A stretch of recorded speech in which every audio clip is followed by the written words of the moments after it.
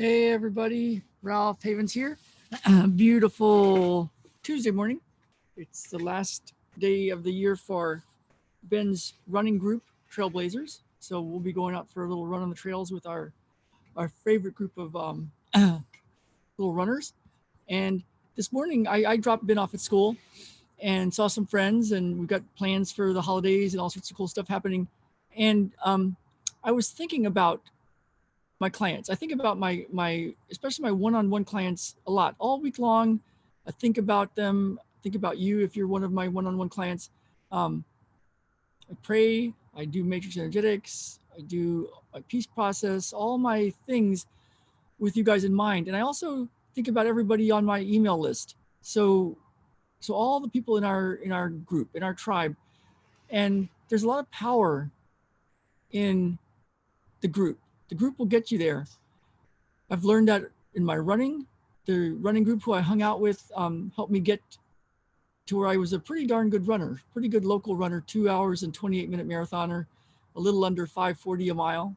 Runners like to be kind of precise, 5 minutes and 39 minutes a mile for a marathon.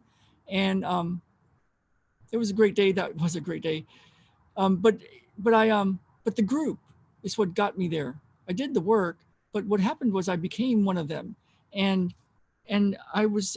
This video is not about that. This is about something a little different, because what I've noticed, I get so many emails from you guys, and I'm so appreciative. I'm so grateful that you include me in your life, and that you open up to me, and you're vulnerable, and you say what you really want, your true heart desires, and that you do the work. And I got a great success story yesterday that I'm hoping to share real soon. She's going to make a video for me of some major stuff that changed for one of my clients, and we talked about it last night over Zoom.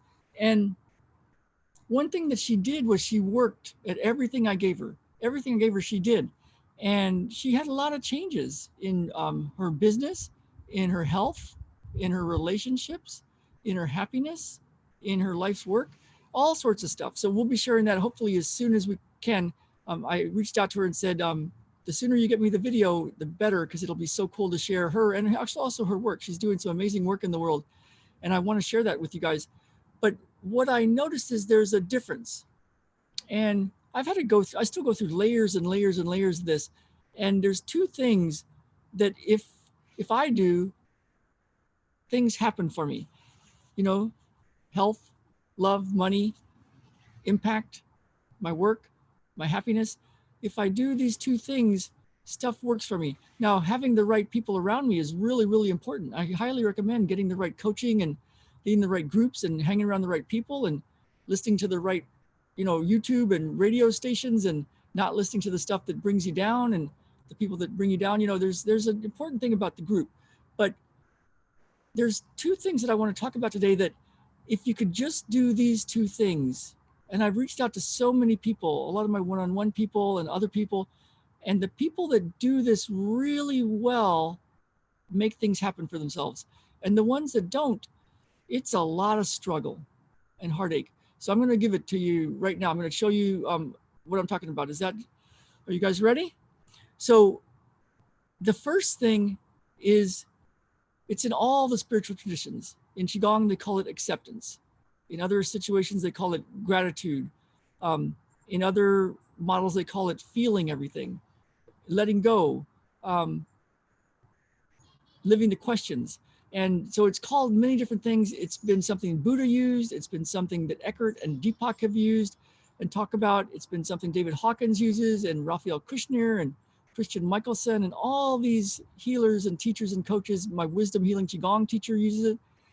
And I missed it for many, many, many, many years because it seems so simple. It seems so simple.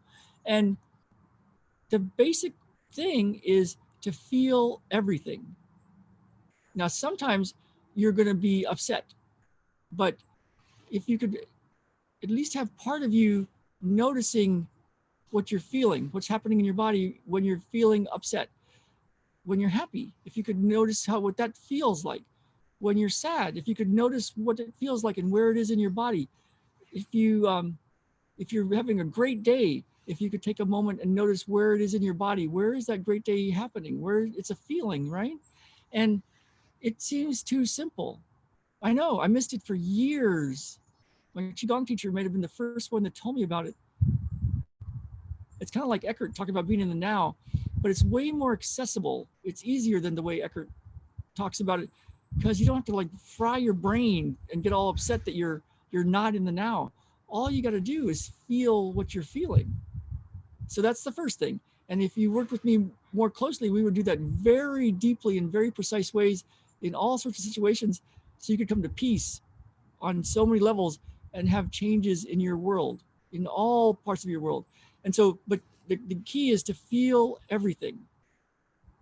So not to run away from it, not to just try to meditate it out, not to just try to calm it down, not to just go for a walk and try to be okay with it, not to try to make the other person wrong, or to judge the other person that did something wrong for you, or but to feel it, to feel it, to feel it. Now I know some of you are trying that, but that's a really important part. And here's the second part, and I see this so much, especially with the emails I get. And I want to give this to you because it's been a big part of my healing journey. It started a long time ago when my old girlfriend, I had a hip problem that was so strong, and everything I did was talk about my hip. And I was running, but I was not running great, and I was just like having all sorts of hip pain, and all I talked about was my hip. No matter who was there, no matter what they asked, I was always talking about my hip and how bad it was and how it was limiting me and the problems with it. And I was complaining. And my old girlfriend said, if you ever talk about your hip again, I am leaving. And I was like, whoa. So I stopped. And funny thing is, my hip got better and better and better. And then I did find some healers that worked on it that made it go away completely, where it was totally good. My hip didn't go away, but the issue went away. But the thing is, when I quit complaining about it at all completely, it got way, way better.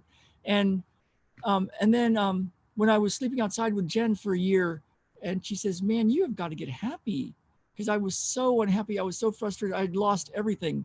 I thought we didn't lose our health, and we still had our family, and we had a house. We just couldn't sleep in it. And we slept outside for a year, and it was weather colder than this. Like this last week, it was in the 30s here.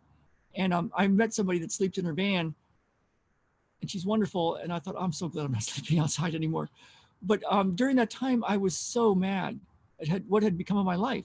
And there was a lot of blame and complaining and complaining and complaining and complaining.